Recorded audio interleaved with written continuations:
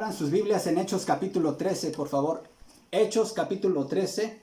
Hechos de los Apóstoles capítulo 13. Voy a dar lectura a los primeros 3 versículos de esta porción de la palabra de Dios. Dice así la palabra del Señor. Había entonces en la iglesia que estaba en Antioquía profetas y maestros: Bernabé, Simón el que se llamaba Níger, Lucio de Cirene, Manaén, el que se había criado junto con Herodes el tetrarca, y Saulo. Mientras estaban estos celebrando el culto del Señor y ayunando, dijo el Espíritu Santo: apartadme a Bernabé y a Saulo para la obra a los que he llamado. Entonces, habiendo ayunado y orado, les impusieron las manos y los despidieron. Oremos. Padre, en tus manos encomendamos este tiempo de predicación. Te ruego que uses mi vida, Señor, pero sobre todo que uses tu palabra, Señor, trayendo bendición a cada corazón, trayendo bendición a tu iglesia, Señor. Rétanos, Padre, desafíanos a hacer tu voluntad, a hacer tu obra. En el nombre de Cristo Jesús. Amén. En 1792, en Inglaterra, había un joven zapatero llamado William Carey. Y él era pastor de una iglesia bautista, una pequeña iglesia bautista ahí en su pueblo. Y él tenía en su taller de zapatería un mapa del mundo ahí pegado en la pared. Y él se dedicó a estudiar las diferentes culturas del mundo, y Dios había puesto un gran peso en su corazón. A tal grado que en 1792 este joven zapatero y pastor realizó un folleto titulado, este era el título del folleto: una investigación con respecto a la obligación de los cristianos de usar medios para la conversión de los paganos.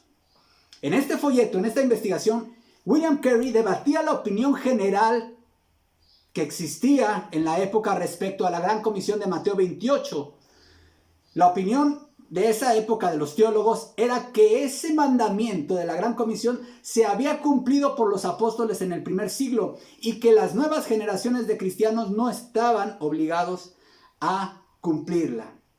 Bueno, Carey debate esa opinión a través de este pronunciamiento, y él consideraba que la Gran Comisión era un deber y un privilegio para todas las generaciones de cristianos.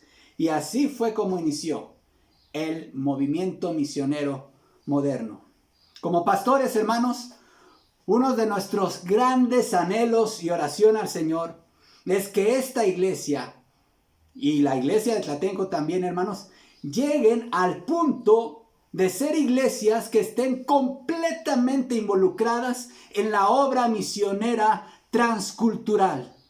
No solamente en nuestro país, sino en todo el mundo, hermanos. Una iglesia que destina recursos humanos y materiales para que otros pueblos, otras etnias escuchen el evangelio y existan iglesias ahí. En este pasaje de Hechos, hermanos, este pasaje, por cierto, el capítulo 13 representa la sección final del libro de los Hechos. Recordemos un poco el bosquejo. El bosquejo del libro de los Hechos de los Apóstoles está en Hechos 1:8.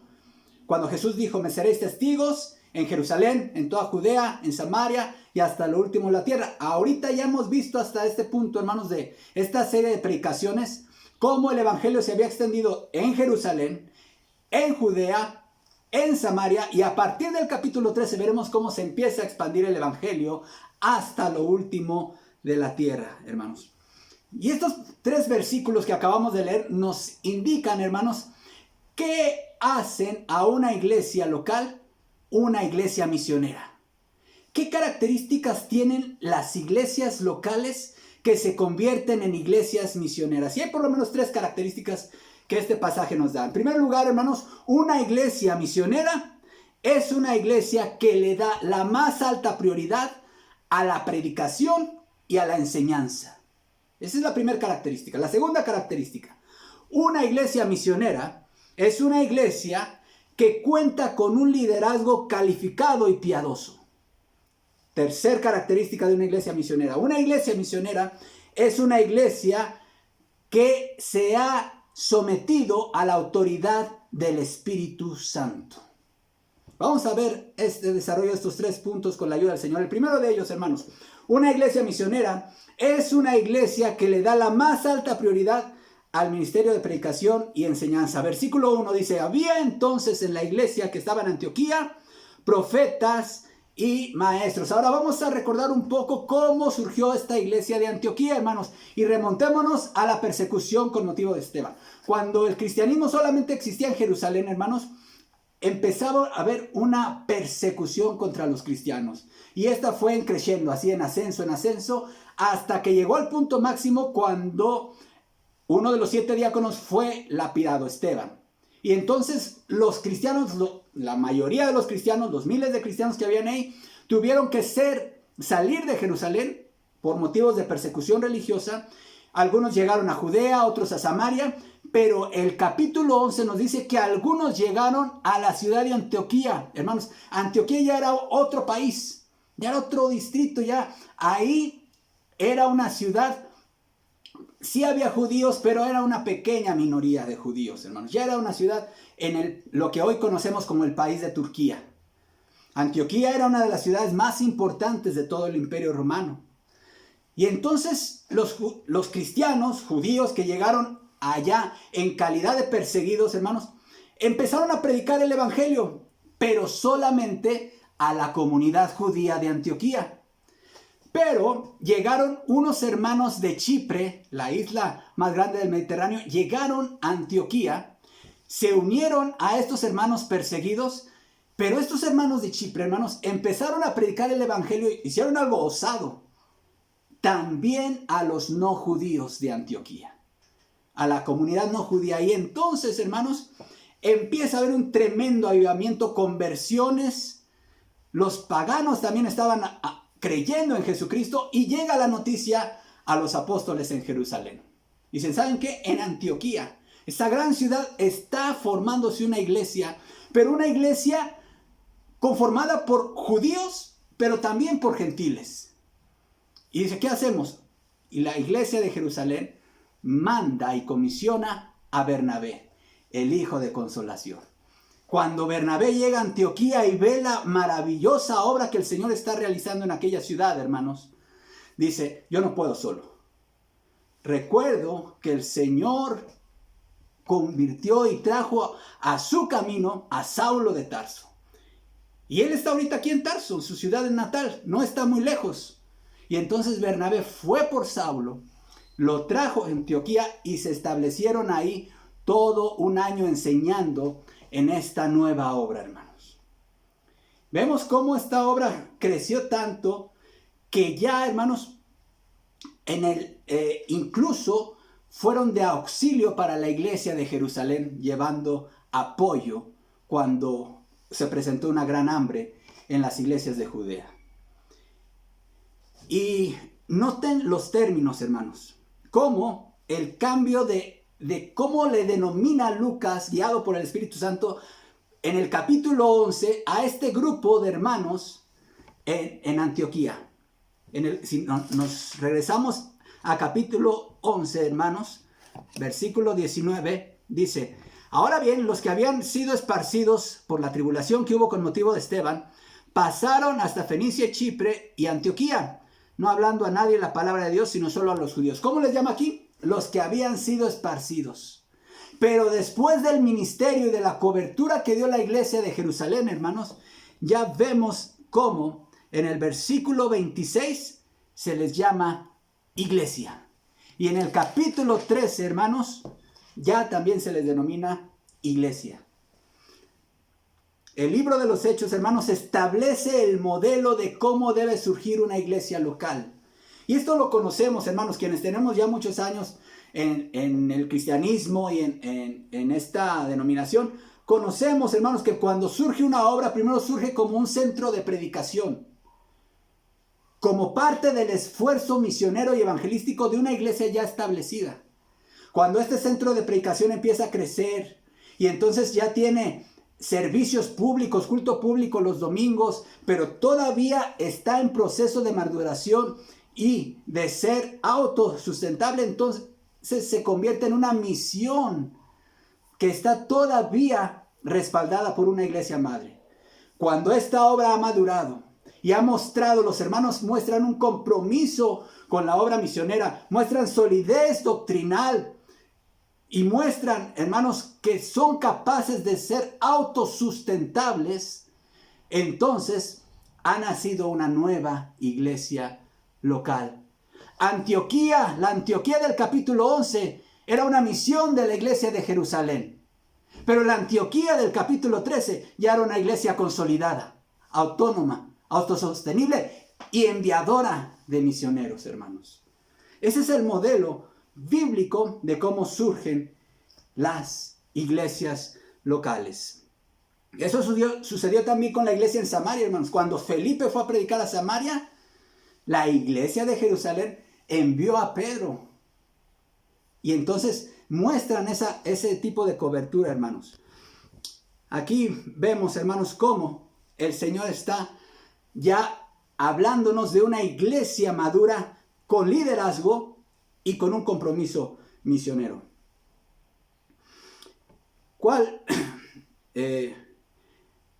Pero veamos lo que había aquí. Dice aquí, había entonces en la iglesia que estaba en Antioquía profetas y maestros. Una iglesia misionera, hermanos, para que una iglesia llegue a ser una iglesia enviadora de misioneros, es porque debe darle la más alta prioridad a la predicación y a la enseñanza. El ministerio de profecía en esta época apostólica, hermanos, se refiere a la proclamación de la palabra de Dios. Un profeta, nosotros normalmente cuando hablamos de profetas, pensamos de alguien que predice el futuro. No necesariamente. Profeta es alguien que habla en nombre de Dios. Aunque aquí, hermanos, los profetas también recibían revelación directa de Dios en este tiempo. Pero en realidad, lo importante del don de profecía era comunicar las verdades de Dios. La profecía es lo que hoy conocemos como la predicación de la palabra de Dios. Una iglesia que va a llegar a ser misionera es porque le da la más alta prioridad a la predicación. Yo recuerdo, hermanos, una vez leí acerca de este gran predicador del siglo XX, Martin Lloyd-Jones, un médico inglés, quien Dios llamó al ministerio, y en su primer iglesia que fue invitado, él había escuchado que esta iglesia, pues era una iglesia que no le daba mucha prioridad a la predicación. Realmente les gustaba a los hermanos muchas veces retirar el púlpito y poner una obra de teatro, hacer sketches y hacer obras musicales. Y entonces cuando él llegó, lo primero que hizo fue agarrar unos tornillos y perforar y asegurar el púlpito contra el piso. De tal manera que ese púlpito nunca se volviera a mover, hermano. Él sabía que la predicación tenía que tener la más alta prioridad en la iglesia local. Y la iglesia de Antioquía tenía a la predicación en alta estima. Había profetas, pero también había maestros, hermanos. Una iglesia misionera es una iglesia que le dará la más alta prioridad. También, no solamente a la predicación, sino al ministerio de enseñanza. Dios ha colocado pastores con el don. Todo pastor debe tener el don de enseñanza, hermanos. Pero también hay hermanos que no siendo pastores, Dios les ha dotado del don de enseñanza, hermanos y hermanas. Ahora, el don de enseñanza, ya lo hemos dicho, hermanos, en el caso de las hermanas, está para enseñar la palabra de Dios a otras hermanas en la fe. ¿Sí? Pueden compartir la enseñanza bíblica a otras hermanas, las hermanas de mayor edad, enseñan a las más jóvenes a amar a sus maridos y a sus hijos, dice el apóstol Pablo a Tito. Hermanos, aspiramos a ser una iglesia comprometida con la obra misionera transcultural. Yo espero que en cada uno de los miembros de la Iglesia Bautista de Puebla y de la Iglesia Dios en las alturas de Tlatenco exista un fuego, una pasión, porque en otros pueblos, en otros municipios del estado, en otros lugares, en otras etnias de nuestro país y del mundo, hermanos, existan iglesias locales, autónomas, autóctonas, creyendo en Cristo, adorando a Cristo. Si nosotros aspiramos a ser una iglesia misionera, hermanos, demos la más alta prioridad a la predicación y a la enseñanza. Pero otra característica, hermanos, de una iglesia misionera es que cuenta con un liderazgo calificado y piadoso. Hechos 3, versículo 2.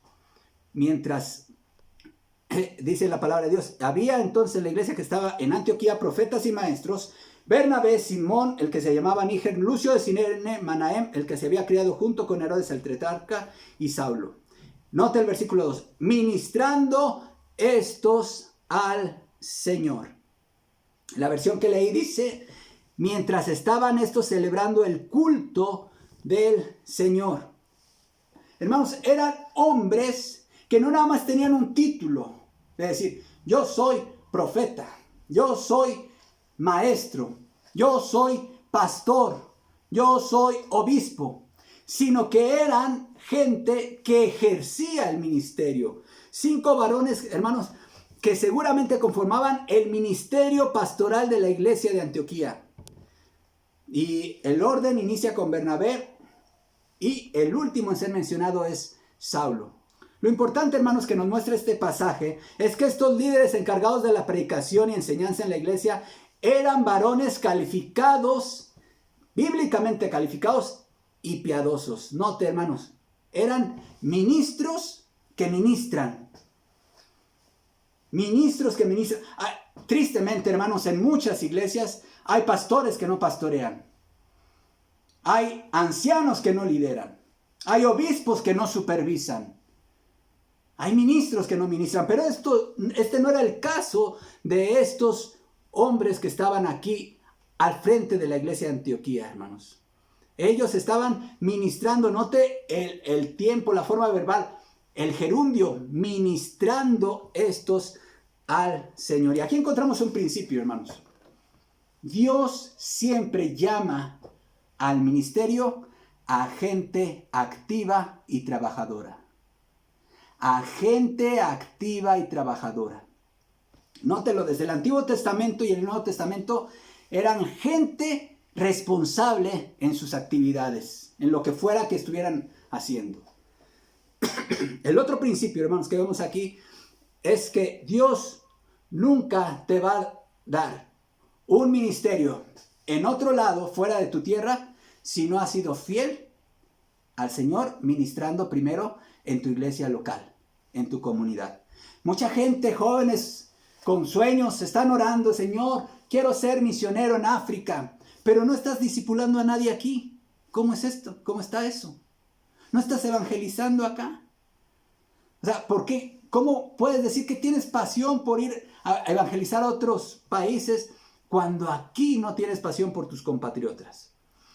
Eran ministros, hermanos, no solamente fieles al Señor, sino que eran piadosos. Note esto, hermanos. Ayunando, dice, ayunando. Ahora, el ayuno siempre en la Biblia va acompañado de la oración, hermanos. Siempre. Es un tiempo, el ayuno es un tiempo que tú apartas para dedicarlo específicamente a la oración. No piense nadie que el ayuno es una práctica que no tiene nada que ver con el pueblo bautista y que es nada más de los pentecosteses. No, es algo bíblico el ayuno y que debemos nosotros practicar con los principios bíblicos. ¿No? Esto no es para andarse luciendo y decir: ay, yo ando ayunando, ayuné el otro día toda una semana. No es para andarlo anunciando como el Señor lo dijo. Tampoco es algo que nadie te puede obligar a hacer. El ayuno es algo que tú estableces y dices: yo necesito estar en la presencia del Señor un tiempo de calidad y por lo tanto voy a dedicarlo al ayuno y oración. Y esta práctica piadosa, hermanos, era parte de la vida ministerial de estos varones.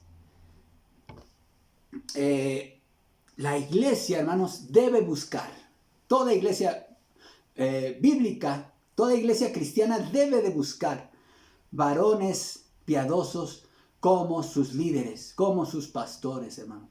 Gente de oración, gente comprometida con la palabra de Dios, hermanos. Gente que busque a Dios de una forma comprometida como lo eran estos. Pero el tercer punto, hermanos.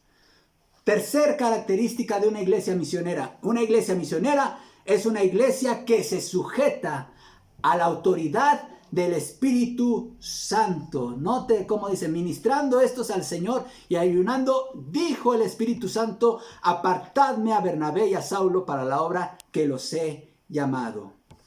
Cristo gobierna su iglesia a través del Espíritu Santo. La palabra de Dios establece que Cristo es la cabeza de la iglesia, hermanos. El único vicario de Cristo en la tierra no es ningún ser humano, hermanos. No hay ningún líder. El vicario de Cristo en la tierra es el Espíritu Santo. Juan 14:15 dice, si me amáis, guardad mis mandamientos, y yo rogaré al Padre, y os dará otro consolador para que esté con vosotros para siempre. El Espíritu de verdad, al cual el mundo no puede recibir porque no le ve ni lo conoce. Pero vosotros le conocéis, porque mora con vosotros y estará en vosotros. No os dejaré huérfanos. Note esta expresión. Vendré a vosotros. ¿De qué manera vino a nosotros Jesucristo, hermanos? A través de la persona del Espíritu Santo. El gobierno divino es ejercido en la iglesia local por Dios, el Espíritu Santo. No lo vemos, pero Él existe y Él está presente en su iglesia. Ya hemos hecho referencia, hermanos, al papel protagónico que el Espíritu Santo representa en el relato del libro de los Hechos. Bueno, pues aquí, donde inicia esta última sección, el Espíritu Santo nuevamente está dando la orden para el inicio de la obra misionera mundial. Hermanos, ¿quién es la máxima autoridad en la iglesia local? ¿Es el pastor? No. ¿Es la comisión de liderazgo, la comisión de coordinadora? No.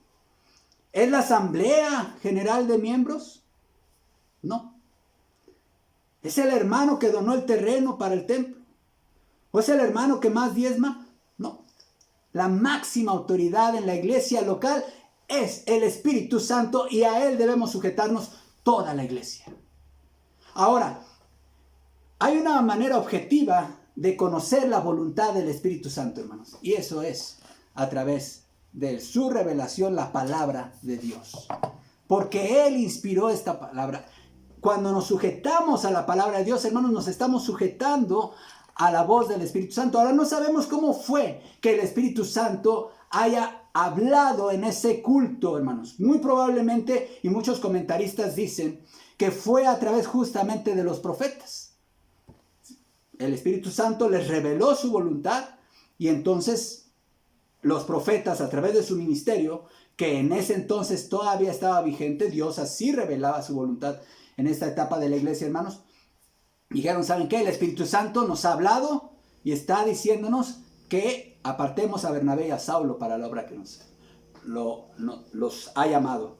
Ahora, esta forma de hablar del Espíritu, hermanos, actualmente ya no está vigente. ¿Por qué? Porque ahora contamos con la revelación de las Sagradas Escrituras, hermanos. Sin embargo, sí hay dirección por parte del Espíritu Santo cuando seguimos los principios bíblicos. Dice, esta expresión me llama la atención, dice, apartadme, dijo el Espíritu Santo. Fíjense que no dijo, aparten a Bernabé y a Saulo, sino dijo, apártenme, dice el Espíritu Santo, a Bernabé y a Saulo. Es decir, significa que Dios, cuando Dios te llama para que seas de Él. ¿Quién iba a ser el jefe de Bernabé y de Saulo en esta labor misionera, hermanos? Iba a ser el Espíritu Santo. Por supuesto que ellos iban también a rendir cuentas a la iglesia enviadora que iba a ser Antioquía, como de hecho lo hicieron al terminar su primer viaje misionero.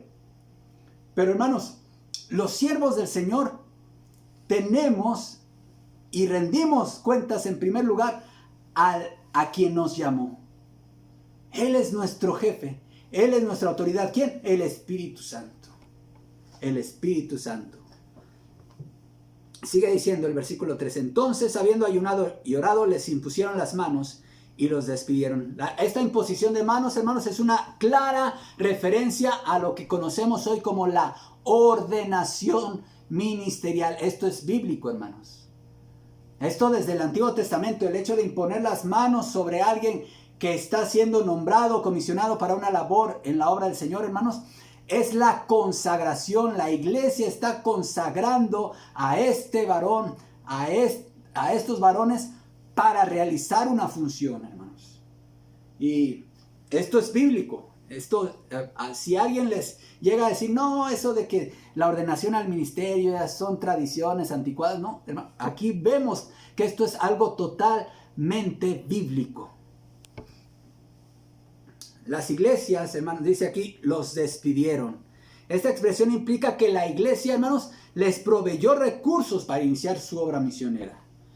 Las iglesias que están involucradas en las misiones transculturales, hermanos, ya sea participando en el sostenimiento económico de algún misionero que ya se encuentre en el campo, o participando y apoyando en la traducción de la Biblia en lenguas originarias de nuestros pueblos o de otros pueblos, o realizando esfuerzos entre sus miembros para sembrar iglesias entre las etnias de nuestro país, hermanos, o del mundo, es porque son iglesias que han aprendido a escuchar y a someterse a la voz del Espíritu Santo.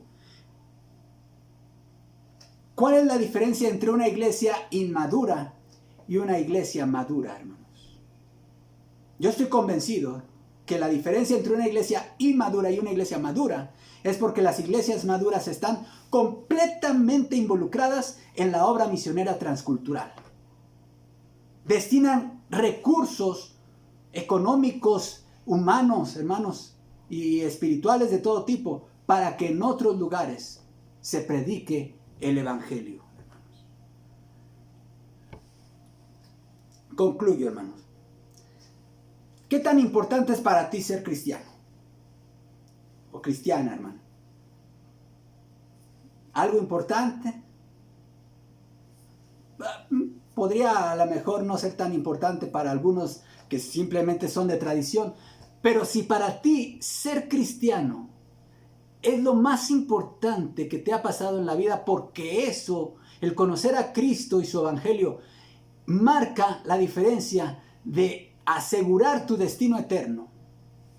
Entonces, ¿qué tan importante tendría que ser para nosotros, hermanos, el hecho de llevar el evangelio como iglesia? Estamos hablando como iglesias locales, de destinar esfuerzos y recursos para que otros seres humanos en otros lugares conozcan el evangelio. Para que nosotros seamos una iglesia sembradora de iglesias en otros lugares, hermanos.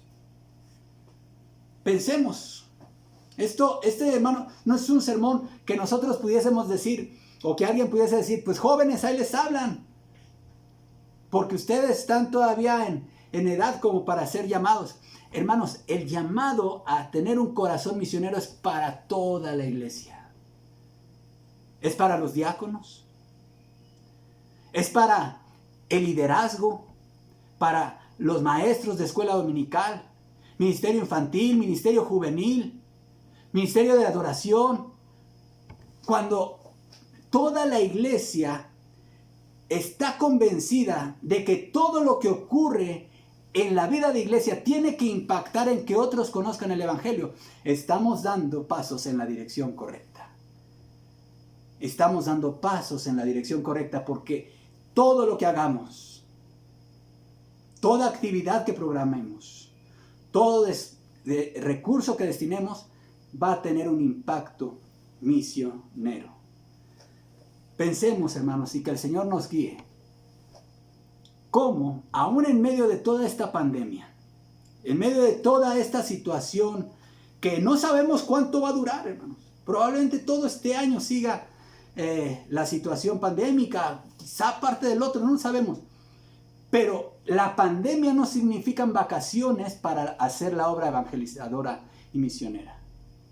Debemos de redoblar esfuerzos, hermanos, para hacer llegar el evangelio a otras etnias, a otras culturas, a otras regiones. Que el Señor nos guíe, que el Espíritu Santo nos muestre cómo cumplir, cómo ser iglesias que cumplen con la gran comisión. Oremos. Padre, gracias por tu palabra. Gracias por lo que hiciste en la iglesia de Antioquía, cómo tú la formaste, cómo tú la fundaste, Señor, y cómo la hiciste madurar hasta ser una iglesia enviadora de misioneros.